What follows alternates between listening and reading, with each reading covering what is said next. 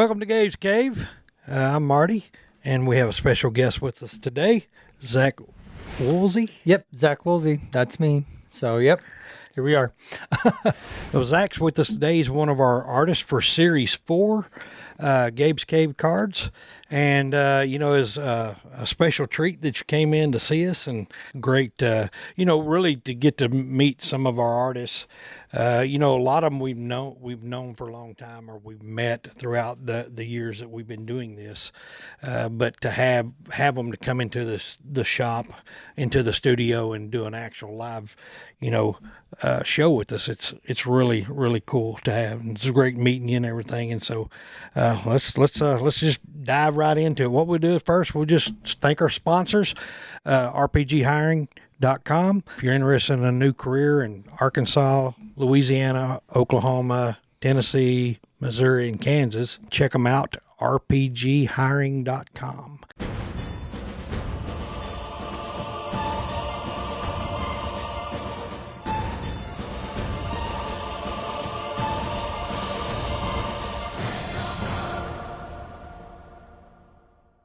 We also have a new sponsor. Our new sponsor is Comic Shield. First of all, it's comicshield.com, www.comic-shield.com. It'll be in the description below. You definitely want to check them out. I'll tell you this, we've been using their shippers for quite a while, and I'm just going to kind of show the camera. If you can look right here, these are for like regular bag and board comics. I'll tell you this, they hold them in place so well, you don't have to worry about anything at all. You can put them in an actual postage bag, or you can just mail them like this. We mail them like this, just like a Gemini box, but they're so much more sturdier, unreal. You can put in somewhere around 8 comics in there, and it'll hold. You can actually design your own boxes. The company will actually make boxes, print them up in your design. We've seen them in several different exclusive comics, and this one right here is really cool. And I'm talking about a solid box. All you got to do is tape. It's already got Fragile printed on it. This is practically like a slab box, or slab inside here. I mean, it is so cool, and it sits in there just like that, and you have a place where you can actually put 2 slabs. So thank you, Comic Shield, for being our sponsor now. If you would, check them out. The description in the video, it'll have the website to Comic Shield if you want to start ordering their boxes, guaranteed. And today's episode is Big Slab Unboxing. We got a bunch of slabs that we've been buying off of different auctions. I know I bought several from comiclink.com. I think that's an auction site that I buy some. All right, so this is the first one that we actually opened up. So the first one we got out is Planet Comics #1. I love comics. Mm-hmm. I love #1s. I love first appearances. People ask me all the time, where do you come up with all these different titles? I'm a big Bronze Age collector. Oh, right. And because that's just kind of the years that I grew up in. But I love Golden Age too. I kind of like Golden Age better than Silver Age. Mm-hmm. But the Golden Age, if I can find some good Golden Age #1s at some really decent prices, I'll definitely buy them. I bought this one for Darren. He's a big Star Wars collector. This is a 2015 Panini Dark Darth Vader #1. I'd never seen this cover before. I've never seen that one either. And it must be a pretty hot cover, because this was a pretty expensive cover for a modern age comic. I spent quite a bit on a 8.0. Normally modern, I would only buy 9.8s, mm-hmm. maybe 9.6 if it's a really high price book that I was really interested in. I think it's interesting on that too, that it doesn't have any white highlights to it. Like it's all, kind of in the same tone. Yes. With the dark black, which I think like it gives it that. The only thing it has is the silver, mm-hmm. the silver actual. It makes like the accent stand right out on it. But everything else is really, really cool. Yeah. Everybody knows what this is. We've actually unboxed about 3 of those here recently. Omega Man #3. Omega Man #3. It's the first appearance of Lobo. I really believe Lobo is gonna be a big character in the DC. He was one of my professors in college's favorite character. Okay. He would draw him all different kinds of ways. Like I think he did like a few Batman, but most of them was him. But it's a 9/6, 1983. It's a Roger Sifler story. Keith Griffin and Mike DiCarlo cover and art. So this is a Nick Fury, Agent of S.H.I.E.L.D. number 13. It's the first appearance of Super Patriot. I have the number 1, Nick Fury. You do? I actually have 2 of them. So when he saw it and he brought it out, I was like, ooh. That looks familiar. I liked it just, as a number 1, and I mean, it's a first appearance, and I do like number 1s and first appearances. Yeah. But, like you said, it is a patriotic cover. I do like those also. And I'm actually, I like the Shield, the character, the Shield too. And anyway, I just thought it was a really cool cover. But this is New Teen Titans Annual number 2. This is the first appearance of the Vigilante. I really think that this character is coming. It's really? I think the Vigilante is they're going to do something with this character. It's always been a speculation book, the character itself, but the thing that makes this book hard to get is this white border. It gets dirty and it gets stained up and just it shows all kinds of stuff. But to really get a and it seems like that creases and tick marks and all that stuff, you can see the dings in them usually. But anyway, it's a cool book. And I do think the Vigilante is coming. This one here, I bought this book. It's New Mutants 98. I didn't give much for it. But the reason I bought this book is I don't think this book's ever been pressed. When I looked at it real close on the auction site, I thought this book hadn't been pressed. You can see all the indentions in the. Yeah. I think if we press that book there, it'd definitely go up another point or so. Interesting. About what year is this one from? This one is 1991. This is the first appearance of Deadpool. Gotcha. Because I was like, that one looks really familiar. Because I used to work at KB Toys. Okay. And they used to, and so I have some of the X-Men and stuff that first came out, and I was like, that looks pretty familiar to me for some reason. I'm like, back in the 90s when I worked at KB Toys. This is New Gods number 3. And this is the origin and first appearance of the Black Racer. I just thought it was a cool book. Not that I'm a big New Gods fan or anything like that, but again, this is another speculation character. DC's running out of things to talk about besides Spider-Man, Batman, Superman, and Wonder Woman.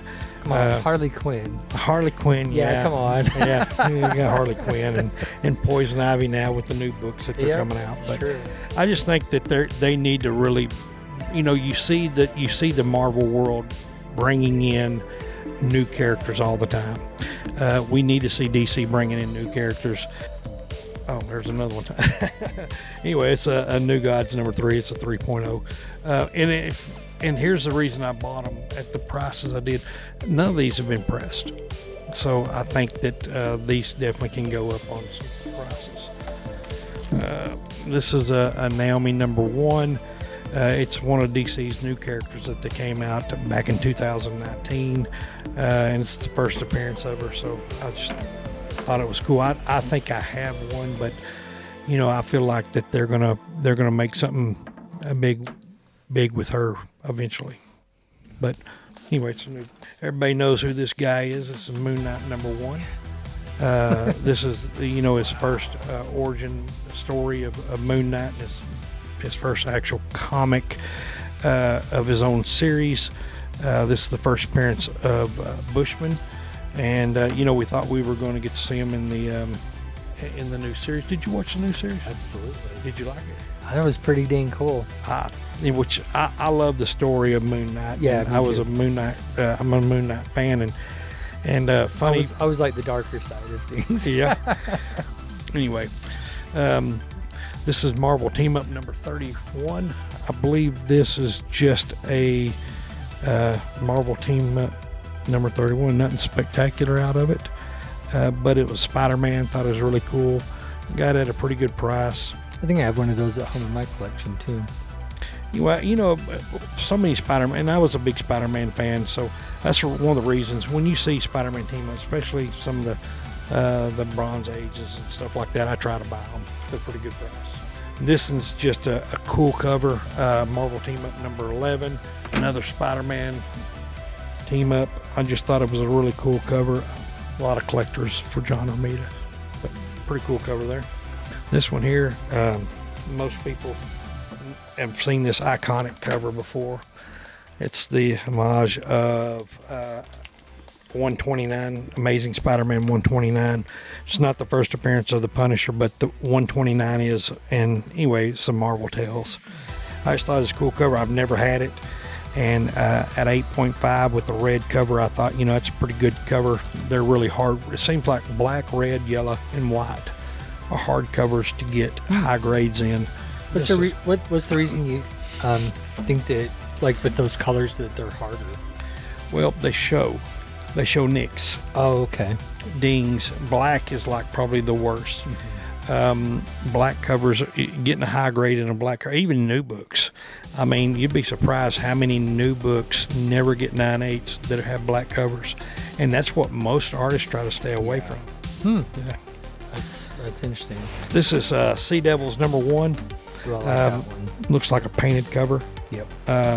Big on love artwork, and so love painted covers.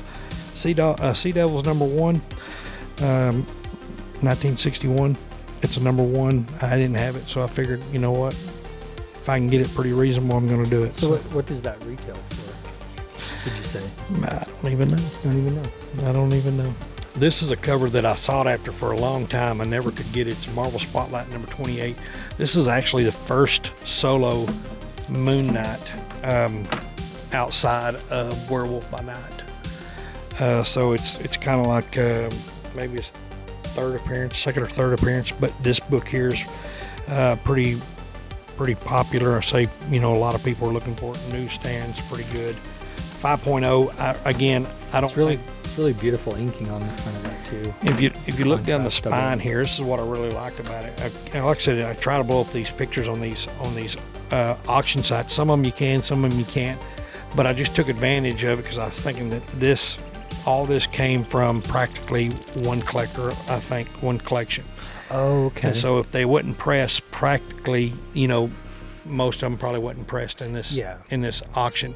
And as I'm looking at this one right here, it has not been pressed. It's still got a little row, and you can see the ding still in there. So I really think that I can bring this and get this. And I can't, but my presser, Dennis Schaefer, I think he can get that to a 7.0, 7.5 probably because of the row. Now, this one here is Shazam number 1. This is the first appearance of Captain Marvel. Captain Marvel Jr. and Miss Mary Marvel since the Golden Age. And Brandon is he loves Captain Marvel. That's his favorite character. A long story short is Shazam number 1, which is, as you can see, the real Captain Marvel. Another good Bronze Age book. Really cool book. It's really highly collectible right now. 7.0. What year's that one? This is 1973. That's the year I was born. Yeah, you are older than me. Yes. I told you I was. Well, you said. So here's another one that's an 8.0. Oh, that's like the other one, right? Just like that one, yeah. So I mean, when I'm going in an auction, I'll look at a couple of them different ones, and I just kind of look for little key books. To me, this one's worse off than that one. Wow. It has a couple of more spine ticks in it. Mm-hmm. That one there just had a row. This one here. It's funny. These are not nobody. They're not worth nothing. That's the funny thing. I'm a unique collector. I have books that's not worth nothing to anybody other than you, other than me. Yeah. And I'm just that type of person. We had a person come in the shop not too long ago, and I've always known about underground comics. Oh yeah. And there's people that really collect underground comics. and they're bizarre. You know, a lot of them are bizarre. A lot of them have nudity, and they have, you know, blood and all kinds of stuff that's not approved by the Comic Code Authority. Yeah. And so this one's not marked that either, right? It's not Comic Code Authority. Yeah, I noticed that. So Like, this would be considered an underground comic. And so I like that. That's a number one. I thought, you know what? It's never going to be worth nothing to nobody else, but to me, it's what I like. Anyway, cool book. Again, never been pressed. I mean, I have no clue what I can get that, but I don't have much in it, and it's not worth much, so I'll probably keep it like it is. This one here, it's funny. This is Samurai Penguin number 1. Not worth nothing again to nobody. I was like, I never heard of that one. another underground comic, but this is what, you know, in comics today, if you see what's been going on with Black Flag Comics, oh, you know right. what I'm talking about, and sad what's all happened there, and Clayton Crane, but you know, I don't want to go into that, and I have no clue about them, but it's Slave Labor is the company that produced this, and I thought that's got to be a controversial type, but apparently it was a company that actually they had. This is Red Fox number 1. Again, another underground comic. I thought it was cool. Nothing spectacular about it. Kind of reminds me of a Vampirella number 1. It kind of looks like a cross between like Vampirella and like a Red Sonja. Yeah. Yeah, I mean, you know how the circle, I don't know what it is. But anyway, it's pretty cool. This is a, we'll put it right there, everybody knows what that cover is. That is a RoboCop number 1.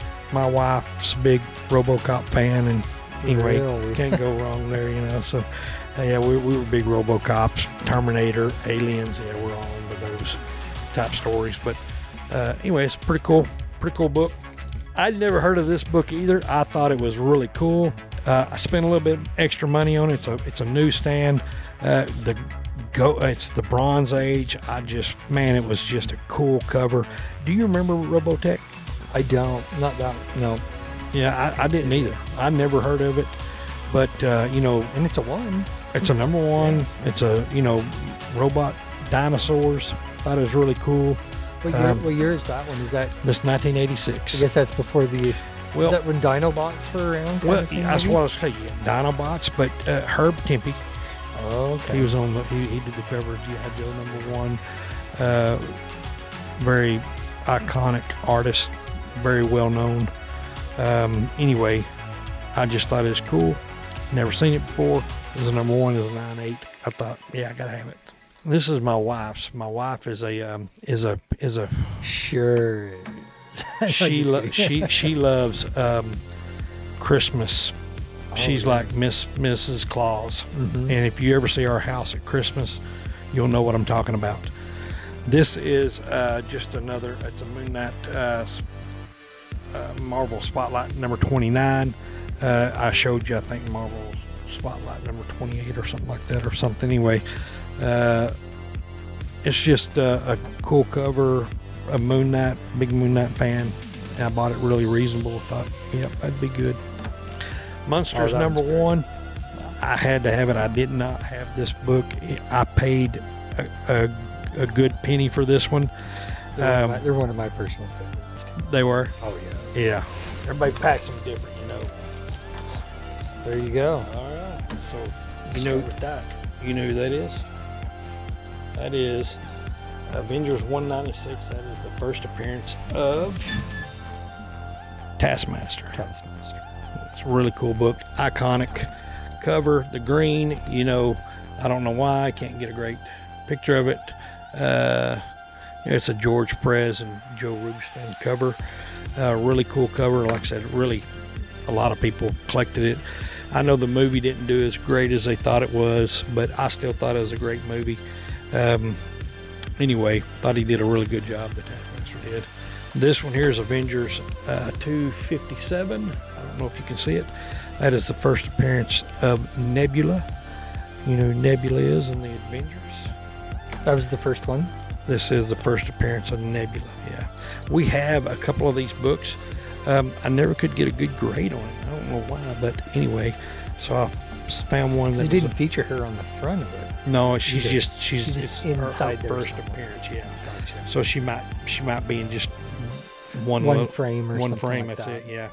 Yeah. But it's a cool book. I know it's getting more and more popular ever since the movies and stuff like that. And to get in a higher grade, I thought, you know what, I'll go ahead and get it. Let's look and see what this one is. This is,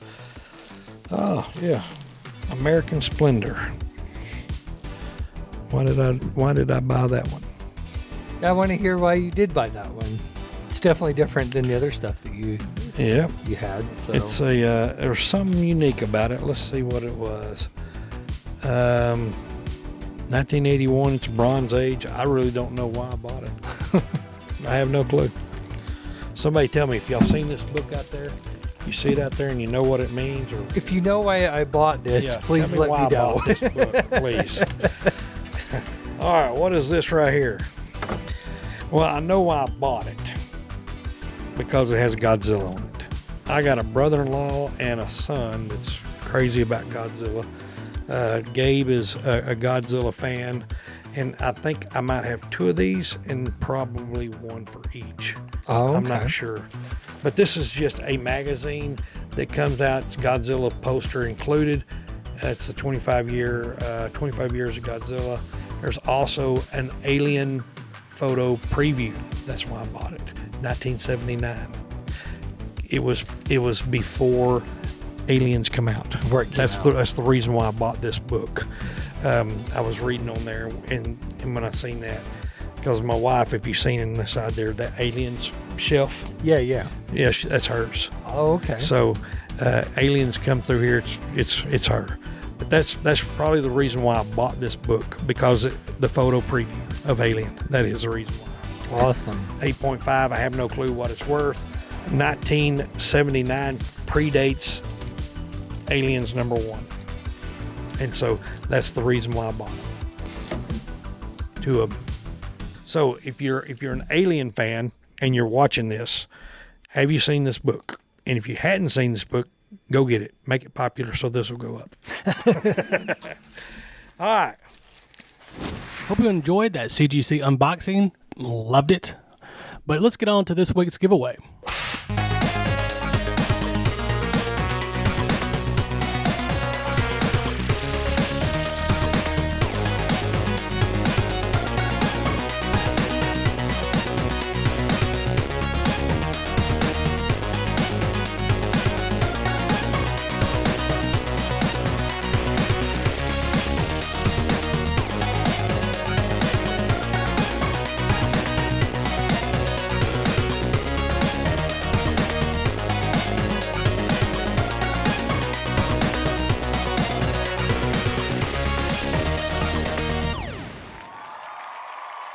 Congratulations, winners, and to the last place, you get a loot box. If you want to win in the future, make sure that you like, comment, subscribe, get into that description, hit that link, fill out everything in that link so you can win, so we can just send your stuff for free.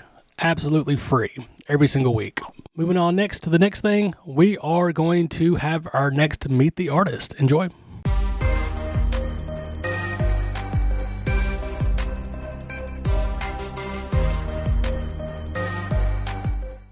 How's it going, guys?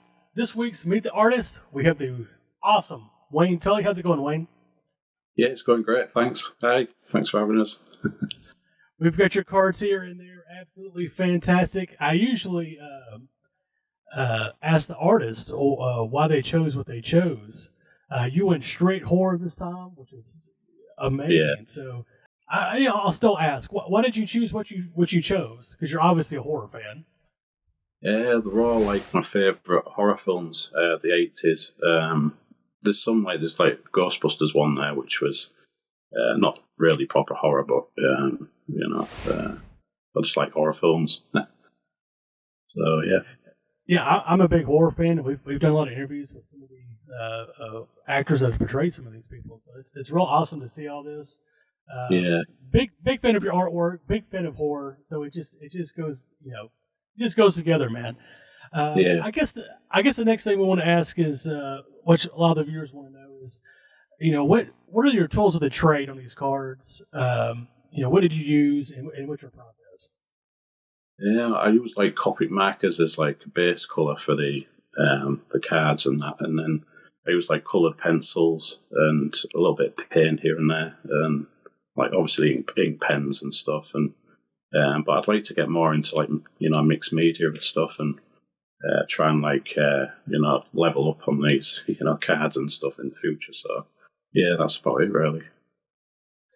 And how long would you say it takes you to complete each card on average? Couple of hours, I'd say. Depending on what other work I've got on and things like that. But yeah, about that. And I guess what brand of things like the pencils. What brands do you go to? What are your go-to brands? I use Copic markers a lot, even though they're slightly expensive. But I use like Prismacolors or Polychroma pencils, the Faber-Castell ones. Good for adding lots of detail, blending a lot of the colours. And paints, I use Liquitex paints. They're the main ones I use. Yeah. And I know our viewers can't wait to try to win these, but I guess I want to ask, do you have any ongoing or upcoming projects you want to talk about? I might have a top Star Wars set coming up. I've been asked to do some sketch cards for them. I'm just waiting to hear back off them.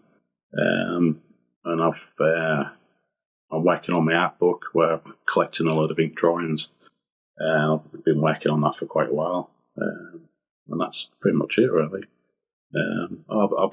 I'm trying to do a comic book cover for you guys. I think Marty asked me to do something, so I'm just trying to formulate an idea for that.